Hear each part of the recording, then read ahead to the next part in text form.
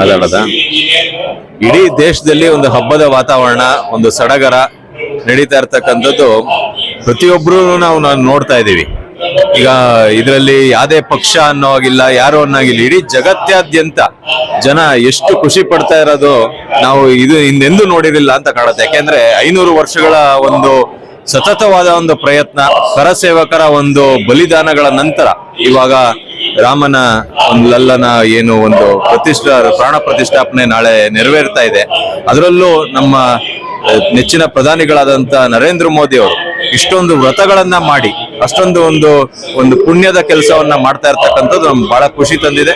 ಎಲ್ಲ ಜನ ಅಷ್ಟೇ ಸಡಗರದಿಂದ, ಅಷ್ಟೇ ಪ್ರೀತಿಯಿಂದ ರಾಮನನ್ನ ಬರಮಾಡ್ಕೊಂತ ಇದ್ದಾರೆ. ಹೇಗೆ ರಾಮ ಅಯೋಧ್ಯೆಗೆ ವಾಪಸ್ ಬಂದ ಅವನು ಅಜ್ಞಾತವಾಸದಿಂದ ಅಥವಾ ಅವನು ವನವಾಸದಿಂದ, ಹಾಗೆ ಅವಾಗ ಬಂದಾಗ ಹೇಗೆ ವಾತಾವರಣ ಸೃಷ್ಟಿಯಾಗಿತ್ತು ಅಂತ ನಾವೆಲ್ಲ ಕಥೆಗಳಲ್ಲಿ ಕೇಳಿದ್ದೀವಿ. ಅದೇ ರೀತಿ ಒಂದು ದೀಪಾವಳಿಯ ಒಂದು ಸಂದರ್ಭ ನಾಳೆ ಒದಗಿ ಬಂದಿದೆ. ಪ್ರತಿಯೊಬ್ಬರೂ ಕೂಡ ತಮ್ಮ ತಮ್ಮ ಮನೆಯಲ್ಲಿ ನಾಳೆ ದೀಪ ಬೆಳಗೋದ್ರ ಮೂಲಕ ನಾಳೆ ಜನ ರಾಮನನ್ನ ಬರಮಾಡ್ಕೋತಾ ಇದ್ದಾರೆ. ಬೆಳಗ್ಗೆನೂ ಅಷ್ಟೇ ಪ್ರಾಣ ಪ್ರತಿಷ್ಠಾಪನೆ ಆಗುವಂತ ಸಂದರ್ಭದಲ್ಲಿ ಅವರ ಸುತ್ತಮುತ್ತ ಇರತಕ್ಕಂಥ ದೇವಸ್ಥಾನಗಳಲ್ಲಿ ಜನ ನೇರ ಪ್ರಸಾರವನ್ನ ನೋಡಿ ಕಣ್ತುಂಬಿಸ್ಕೊಳ್ಬೇಕು ಅಂತ ನಾನು ನಿಮ್ಮ ಮೂಲಕ ಕೂಡ ಕೇಳ್ಕೊತೀನಿ.